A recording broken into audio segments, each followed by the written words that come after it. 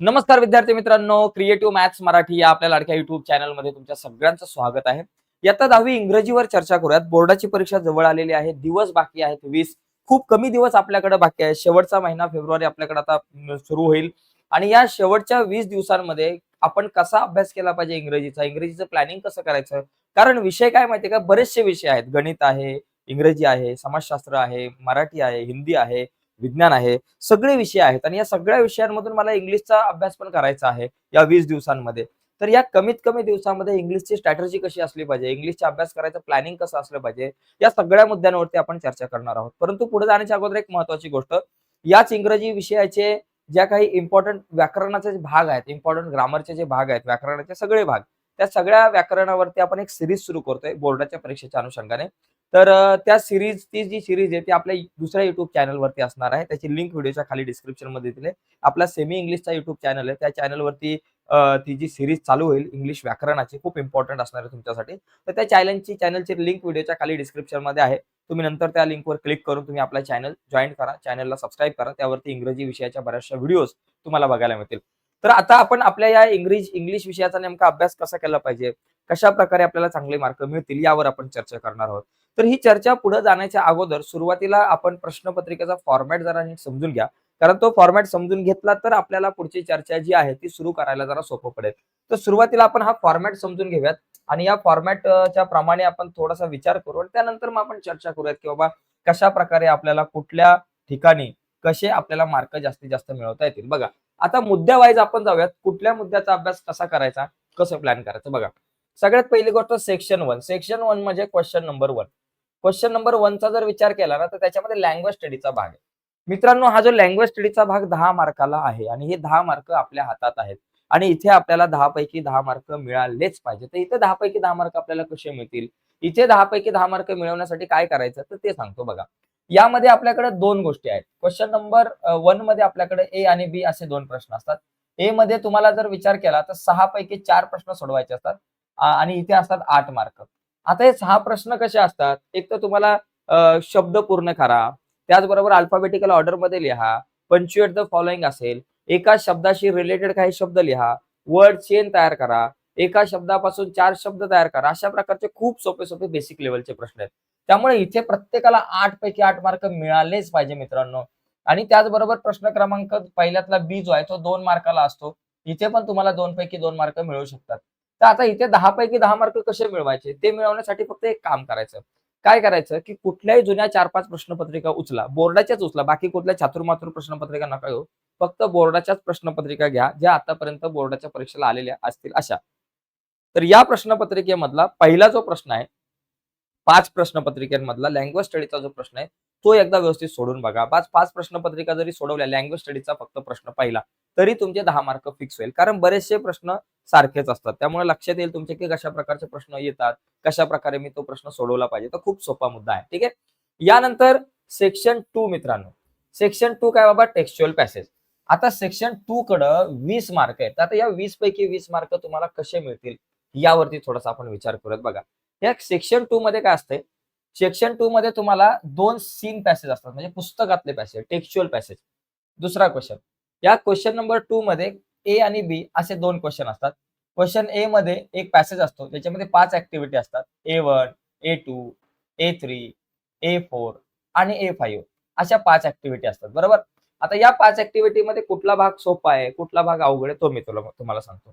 बघा, त्याच्यातला A1 हा प्रश्न खूप सोपा असतो. ज्याच्यामध्ये तुम्हाला ट्रू फॉल्स सारखे प्रश्न असतात किंवा एका शब्दात उत्तर द्या. इथं A2 सुद्धा खूप सोपा असतो. याच्यामध्ये तुम्हाला काही बॉक्स पूर्ण करा, चार्ट पूर्ण करा, जोड्या लावा अशा प्रकारचे प्रश्न असतात. A3 म्हणजे व्हॉकॅब्युलरीवरती आधारित असेल. समानार्थी शब्द, विरुद्धार्थी शब्द, एखाद्या शब्दाशी रिलेटेड शब्द जे आहेत ते शोधा, मॅच द फॉलोइंग अशा प्रकारचा प्रश्न खूप सोपा. इथे तुम्हाला आहे ना मित्रांनो, इथे 6 पैकी 6 मार्क मिळू शकतात. इथे तुमचे मार्क नाही जाणार. आता हे 2 प्रश्न जे आहेत A4 आणि A5 मध्ये गडबड होते. A4 मध्ये काय आहे बाबा? ग्रामर. A4 जो आहे ना तो ग्रामरशी रिलेटेड असतो. ए मधल्या पॅसेजमध्ये ग्रामरशी रिलेटेड 2 मार्काचा प्रश्न, बी मधल्या पॅसेजमध्ये पण 2 मार्काचा, 2 आणि 2 4 मार्क झाले. आणि त्याच्यानंतर एक नॉन टेक्स्च्युअल पॅसेजमध्ये येतो 2 मार्काला, असे 6 मार्क. मग हा ग्रामरचा प्रश्न केव्हा तुमचा क्लिअर होईल? ज्यावेळेस तुम्हाला व्याकरण जो आहे व्यवस्थित, व्याकरणाचे सगळे घटक. याच्यामध्ये ग्रामरमध्ये जास्तीत जास्त विचारले जाणारे प्रश्न कुठले? बघा, टेन्स वरती 100% प्रश्न विचारला जातो. त्याच्यानंतर टॅग वरती question tag, add a question tag वरती जास्तीत जास्त वेळा विचारलेला आहे. मेक इट अफर्मेटिव्ह निगेटिव्ह वरती जास्त वेळा प्रश्न विचारलेला आहे. त्याचबरोबर व्हॉइस असेल, डायरेक्ट इनडायरेक्ट स्पीच असेल, पण जास्त करून आहे ना टॅग आणि तुमचा जो काही टेन्स आहे त्याच्यावरती प्रश्न विचारले गेलेले आहेत. त्यामुळे व्याकरणाचे इम्पॉर्टंट घटक तुम्ही केले पाहिजेत. हे इम्पॉर्टंट घटक करण्यासाठी आपण खास व्याकरणाची एक सीरीज सुरू करतोय इंग्लिश ग्रामरची. ती सीरीज तुम्हाला पाहायची असेल तर व्हिडिओच्या खाली आपला जो दुसरा YouTube चॅनलची लिंक आहे मी सेमी इंग्लिशच्या, त्यावर क्लिक करून तुम्ही ही सीरीज बघू शकताय. त्यानंतर A5 जो आहे ना तो पर्सनल रिस्पॉन्स आहे. इथे एक प्रॉब्लेम येऊ शकतो. इथे तुम्हाला 2 पैकी कसे जास्त मार्क मिळतील त्यासाठी तुम्हाला वाक्य बनवता आली पाहिजे. छोटी-छोटी सेंटेन्सेस मित्रांनो तयार करता आली पाहिजे. तर त्या अनुषंगाने थोडासा प्रयत्न करा. इथे तुम्हाला मार्क मिळतील. ठीक आहे.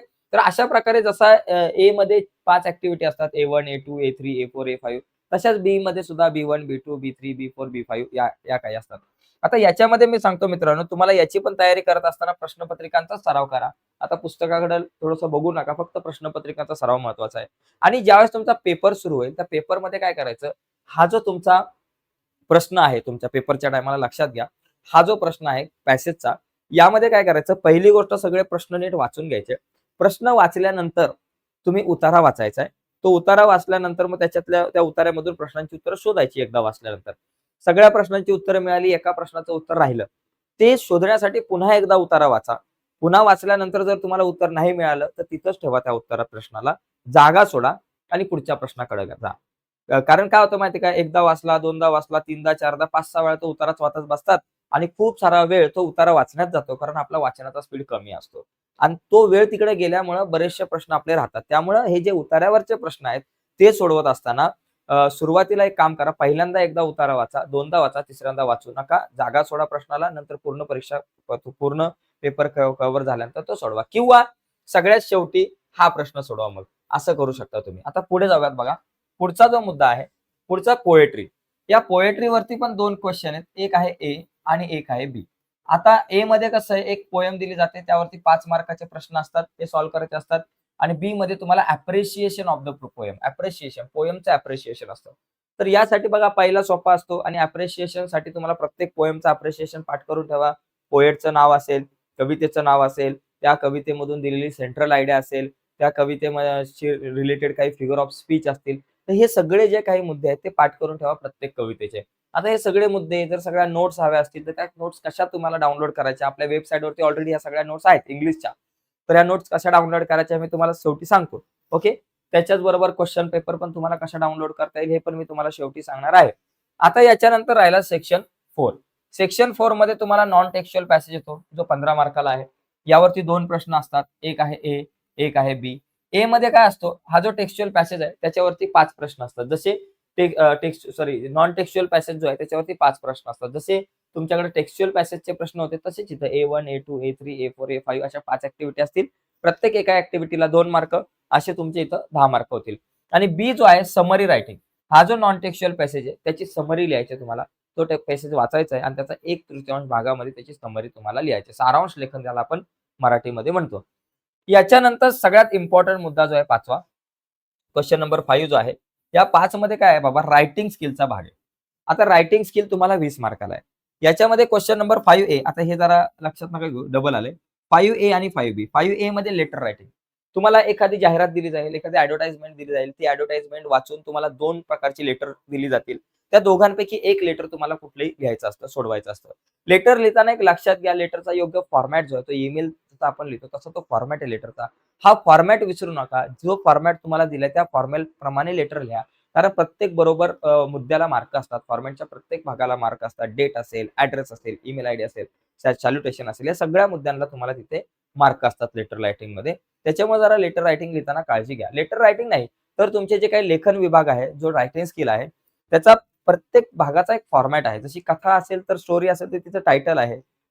तुमची जर न्यूज लेटर असेल तर त्या न्यूज असेल तर त्या न्यूजची हेडिंग आहे, डेट आहे, डेटलाईन आहे, हेडलाईन आहे. या सगळ्या गोष्टी म्हणजे या सगळ्या गोष्टी खूप महत्त्वाच्या आहेत. याच्यानंतर तुम्हाला बी मध्ये काय असतं, एक तर डायलॉग रायटिंग किंवा ड्राफ्टिंग अ स्पीच. तुम्ही एक तर डायलॉग लिहा किंवा स्पीच ड्राफ्ट करा. दोघांपैकी तुम्हाला एक प्रश्न सोडवायचा आहे 5 मार्काला. लेटर 5 मार्क्सला आहे आणि हा क्वेश्चन 5 मार्क्सला आहे. त्याच्यानंतर तुमच्याकडं हा जो क्वेश्चन आहे 6 नंबर ए, 6A. याच्यामध्ये इन्फॉर्मेशन ट्रान्सफर आहे. म्हणजे इन्फॉर्मेशन दिले तिला ट्रान्सफर करा. म्हणजे काय? सुरुवातीला समजा काय दिलं जाईल, एखादा ट्री डायग्राम दिला जाईल, एखादा पाय चार्ट दिला जाईल, एखादा टेबल दिला जाईल आणि तो टेबल बघा, वाचा, त्याचं ऑब्झर्वेशन करा आणि त्याच्यावरती पॅसेज तयार करा. 2 पॅसेज तयार करा. त्याला डिटेलमध्ये लिहा. अशा प्रकारचा प्रश्न असेल तो नॉन टेक्स्च्युअल टू टेक्स्च्युअल. आणि टेक्स्च्युअल टू नॉन टेक्स्च्युअलमध्ये कसं असतं, टेक्स्च्युअल टू नॉन टेक्स्च्युअलमध्ये कसं असतं, एक पॅराग्राफ दिला जाईल, माहिती दिली जाईल, इन्फॉर्मेशन दिली जाईल आणि त्याच्यावरून एखादा ट्री डायग्राम तयार करा. त्याच्यावरून एखादा पाय चार्ट तयार करा. त्याच्यावरून एखादा टेबल तयार करा. अशा प्रकारचा प्रश्न येईल, जो 5 मार्काला आहे. दोघांपैकी एक आपल्याला काहीतरी लिहायला लागतं. याच्यानंतर एक्सपांड द थीम, ज्याच्यामध्ये न्यूज आणि स्टोरी रायटिंग आहे. न्यूज किंवा स्टोरीपैकी तुम्हाला एक लिहायचंय आणि सगळ्यात शेवटचा जो इम्पॉर्टंट मुद्दा आहे, जो स्किल डेव्हलपमेंटचा आहे, तो स्किल डेव्हलपमेंट म्हणजे काय, की तुमचं ट्रान्सलेशनचा पॉइंट आहे. मित्रांनो लक्षात घ्या, ट्रान्सलेशनचा जर तुम्ही विचार केला ना, ट्रान्सलेशन हा एक अतिशय सोपा प्रश्न आहे. कारण त्याच्यात 3 प्रश्न असतात. पहिल्या प्रश्नामध्ये 6 तुम्हाला इंग्लिश वर्ड दिले जातील, त्याचे मराठीत अर्थ लिहायचे 4चे. दुसऱ्या प्रश्नामध्ये 4 वाक्य दिली जातील इंग्लिश, त्याचे मराठीत अर्थ लिहायचे 2 वाक्यांचे फक्त. आणि तिसऱ्या प्रश्नामध्ये म्हणी, वाक्प्रचार दिले जातील, त्यांचे मराठीत तुम्हाला अर्थ लिहायचे. तर आजचा सोपा एकदम फॉर्मॅट असतो तुमच्या भाषांतराचा, ट्रान्सलेशनचा. आता एक लक्षात घ्या, याचा एक स्क्रीनशॉट घ्या. या सगळ्या गोष्टी आहेत. आता या सगळ्यांच्या नोट्स बघा, एक साधी गोष्ट तुम्हाला सांगतो जाता आता, इम्पॉर्टंट गोष्ट. तुम्हाला आता या सगळ्यांचा अभ्यास कमी दिवसात, 20 दिवसात हा सगळा जर अभ्यास करायचा असेल, पुस्तकाला आता थोडंसं लांब ठेवायचं आणि फक्त क्वेश्चन पेपरचा सराव, प्रश्नपत्रिकांचा सराव करायचा. तेवढा जरी केला तरी तुम्हाला चांगले मार्क मिळतील. आता हा सराव करताना सुद्धा मी तुम्हाला मागच्या पण व्हिडिओमध्ये सांगितलं, की सराव करतानाची स्ट्रॅटेजी कशी असली पाहिजे आपली. हा सगळा सराव करताना सेक्शन वाईज सराव करा. 5 प्रश्नपत्रिका घ्या. 5ही प्रश्नपत्रिकेमधला सुरुवातीला फक्त पहिला प्रश्न सोडवा, लँग्वेज स्टडी. त्याच्यानंतर फक्त दुसरा प्रश्न सोडवा. त्याच्यानंतर तिसरा प्रश्न सोडवा. त्याच्यानंतर चौथा प्रश्न नॉन टेक्स्च्युअलचा सोडवा. त्याच्यानंतर मग तुम्ही सगळे त्याच्यातले लेटर सोडवा. त्याच्यानंतर त्याच्यातले सगळे डायलॉग रायटिंग सोडवा. त्याच्यानंतर सगळ्या क्वेश्चन पेपर मधले ड्राफ्टिंग स्पेस सोडवा. त्याच्यानंतर सगळ्या क्वेश्चन मध्ये इन्फॉर्मेशन ट्रान्सफर सोडवा. आणि त्याच्यानंतर सगळ्या क्वेश्चन मधल्या न्यूज बघा. त्यानंतर सगळ्या क्वेश्चन मधल्या स्टोरी रायटिंग आणि त्याच्यानंतर सगळ्या क्वेश्चन पेपर मधले ट्रान्सलेशन बघा. अशा प्रकारे एक पॉइंट वाईज तुम्ही त्या प्रश्नपत्रिकांचा सराव करा. म्हणजे तुमच्या प्रत्येक पॉइंट, प्रत्येक मुद्दा चांगल्या प्रकारे लक्षात राहील. आता या याच्यावरती आधारित जर तुमच्याकडे क्वेश्चन पेपरच नसेल, तुमच्याकडे आता 5-5 क्वेश्चन पेपर सोडवा असं मी म्हटलं, पण तुमच्याकडे क्वेश्चन पेपर नाहीये. मग काळजी नका करू. तुमच्यासाठी पीडीएफ फाईलमध्ये क्वेश्चन पेपर मी आपल्या वेबसाईटवरती अवेलेबल करून दिलेले आहेत. आणि त्याचबरोबर इंग्लिशच्या नोट्स सुद्धा, आन्सर सहित नोट्स आहेत इंग्लिशच्या, त्या सुद्धा आहेत. तर ह्या इंग्लिशच्या नोट्स आणि इंग्लिशच्या सगळ्या विषयाच्या क्वेश्चन पेपर जर तुम्हाला पाहिजे असतील आणि इंग्लिश नाही तर सगळ्या विषयांच्या नोट्स आणि क्वेश्चन पेपर पाहिजे असतील, तर त्या कशा डाउनलोड करायच्या आपल्या वेबसाईटवरती जाऊन, ते तुम्हाला मी आता सांगतो. यासाठी आपण काय करू, आपल्या वेबसाईटवरती जाऊ, Googleवरती जाऊ आणि Googleवरती जाऊन या सगळ्या प्रश्नपत्रिका कशा डाउनलोड करायच्या, सगळ्या नोट्स कशा डाउनलोड करायच्या ते बघूयात. चला जाऊयात आता आपण आपल्या Googleवरती. पटकन जाऊयात Googleवरती. चला. तर नमस्कार मित्रांनो, जर तुम्हाला सगळ्या विषयांच्या जर का इम्पोर्टंट नोट्स हव्या असतील, त्याचबरोबर सगळ्या विषयांच्या तुम्हाला जुन्या प्रश्नपत्रिका हव्या असतील आतापर्यंत बोर्डाच्या परीक्षेला आलेल्या, तर तुम्हाला Googleला जाऊन फक्त टाइप करायचंय जुन्या प्रश्नपत्रिका. ओके. जुन्या प्रश्नपत्रिका असं टाइप करायचंय.